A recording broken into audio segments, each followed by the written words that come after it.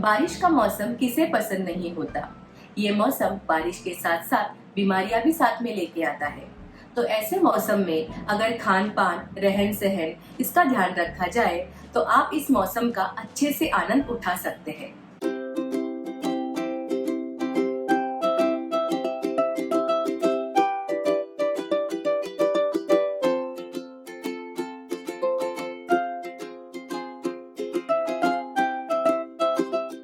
Hello everyone, I am Dr. Jyoti Jangle. Welcome back to my channel Ayurveda and Health. आज हम वर्षा ऋतुचर्या के बारे में बात करेंगे। वर्षा ऋतुचर्या means regiment for rainy season. Rainy season में किस तरह का खान पान रहना चाहिए, किस तरह का रहन सहन आपको करना चाहिए, इस बारे में हम विस्तार में देखेंगे। आयुर्वेद शास्त्र में 6 ऋतुएं बताई गई है, जिसमें से एक होती है वर्षा ऋतु। इस ऋतु में श्रावण, भाद्रपद ये महीने आते हैं। अगर सरल भाषा में देखें तो मिड जुलाई टू मिड सितंबर ये काल इसमें आता है। इस ऋतु में स्वभावतः वात बढ़ा हुआ होता है, इसलिए वात से होने वाली बीमारियां बहुत देखी जाती है। इसी के साथ अग्नि मीन्स डाइजेस्टिव फायर ये जो होता है वो मंद होता है। उस वजह से डाइजेशन से रिलेटेड बहुत सी बीमारियां देखने मिलती है। वर्षा ऋतु में अग्नि बढ़ाने वाला आहार विहार लेना चाहिए और अग्नि और मंद ना हो ऐसा आहार विहार आपको लेना चाहिए। सबसे पहले लिया हुआ आहार पच जाने के बाद ही दूसरा आहार लेना है। इसके बारे में डाइटरी रूल्स एंड रेगुलेशन इस नाम से हमारा एक वीडियो है, जिसका लिंक हम आपको डिस्क्रिप्शन बॉक्स में देने वाले हैं। वर्षा ऋतु में क्या क्या आहार लेना चाहिए, कौन सा आहार नहीं लेना चाहिए, इसके बारे में पहले हम डिटेल में देखते हैं। घर का बना ताजा फ्रेशली प्रिपेयर्ड फूड खाना चाहिए। बासी खाना, स्टेल फूड नहीं खाना चाहिए। भूख लगने पर ही खाना खाना चाहिए। खाने में पुराने अनाज का इस्तेमाल करना चाहिए। पुराना अनाज मतलब 1 साल पुराना अनाज भी आप यूज कर सकते हैं, जैसे पुराना गेहूं, पुराना जव।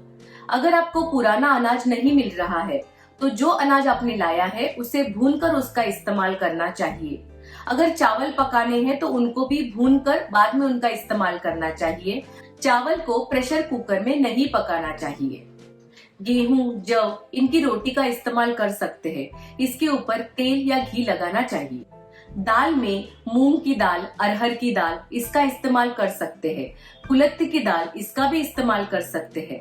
लेकिन जिन लोगों को एसिडिटी की तकलीफ है उन्हें कुलथ की दाल का इस्तेमाल नहीं करना चाहिए।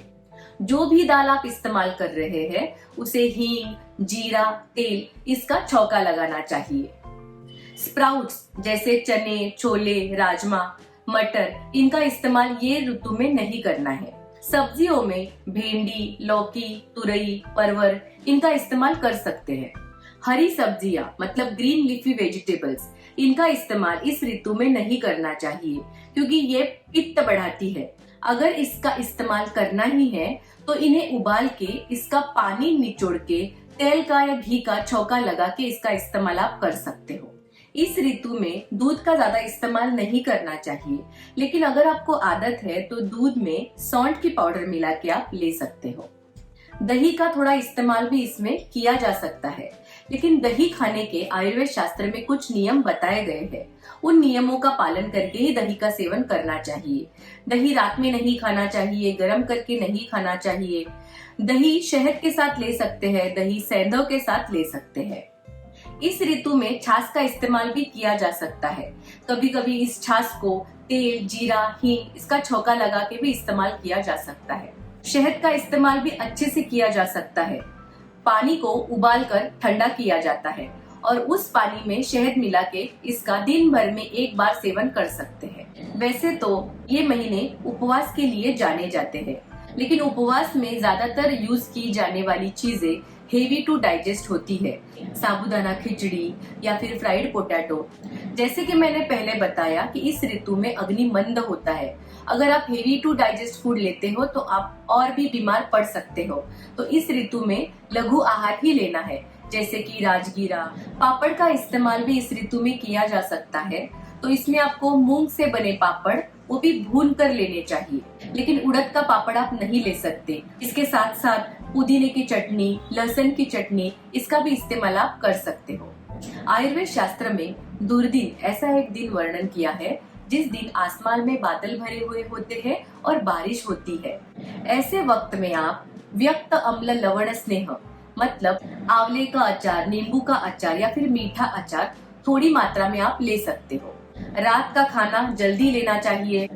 खाने में ठंडी चीजें, फ्रिज में रखा हुआ खाना या फिर पिष्टमय पदार्थ जिसे आप बेकरी प्रोडक्ट्स कहते हैं, ये नहीं खानी चाहिए। मांसाहार नहीं करना चाहिए। अगर हम विहार या फिर लाइफस्टाइल के बारे में देखें तो ठंडी हवा का सेवन नहीं करना है, बारिश में भीगना नहीं है, बहुत ज्यादा परिश्रम नहीं करने हैं, दिन में ज्यादा सोना नहीं है, ज्यादा एक्सरसाइज नहीं करना है। वर्षा ऋतु में किया जाने वाला पंचकर्म, इसमें बस्ती चिकित्सा ली जाती है, मीन्स मेडिकेटेड एनिमा। इसी के साथ अभ्यंग मीन्स सर्वांग स्नेहन, पूरे शरीर को तेल का मालिश करना जिसमें आप तिल का तेल इस्तेमाल कर सकते हैं। फिर उसके बाद आता है उद्वर्तन चिकित्सा, पाउडर मसाज, इसका भी इस्तेमाल इस ऋतु में किया जाता है।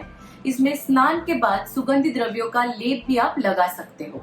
मेडिसिन के बारे में देखें तो इस ऋतु में आप हरित की चूर्ण और उसके साथ सैंधव, इन दोनों का मिला के इस्तेमाल कर सकते हैं। त्रिकटु चूर्ण मतलब सौंठ, काली मिर्च और पिपली, इसका इस्तेमाल आप खाने में भी कर सकते हो, छाछ के साथ या फिर दही के साथ इसका इस्तेमाल कर सकते हो। उसके बाद आता है पंचकोल, इसमें 5 द्रव्य मिला के ये मेडिसिन बनाई जाती है। इसका इस्तेमाल भी आप अग्नि को बढ़ाने के लिए कर सकते हो। अग्नि को बढ़ाने के लिए खाने से पहले एक अदरक का टुकड़ा और एक गुड़ का टुकड़ा, इसका इस्तेमाल भी किया जाता है। इन सारी खान पान और रहन सहन की चीजों के साथ साथ आप योगा और प्राणायाम इसकी प्रैक्टिस भी कर सकते हो। दिस इज ऑल अबाउट वर्षा ऋतुचर्या। इसमें बताई गई हुई दवाइयाँ या फिर पंचकर्म, ये सब आपको आपके आसपास जो चिकित्सक है उसकी सलाह से ही लेने चाहिए। अगर आपको हमारा ये वीडियो अच्छा लगता है तो इसे लाइक, शेयर और सब्सक्राइब कीजिए और आपको कुछ डाउट होगा तो कमेंट बॉक्स में कमेंट कीजिए। धन्यवाद।